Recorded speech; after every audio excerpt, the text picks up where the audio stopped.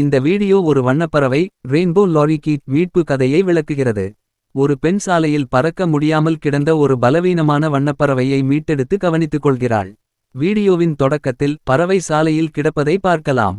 பின்னர் அவள் அதை பாதுகாப்பாக எடுத்து சிகிச்சை அளித்து பராமரிக்கிறாள். வீடியோவில் பறவையின் மீட்பு மற்றும் மீண்டும் ஆரோக்கியமடையும் பயணம் காட்டப்படுகிறது. அவள் பறவையை உணவு கொடுத்து குளிப்பாட்டி மற்றும் பாதுகாப்பாக வைத்திருக்கிறாள்.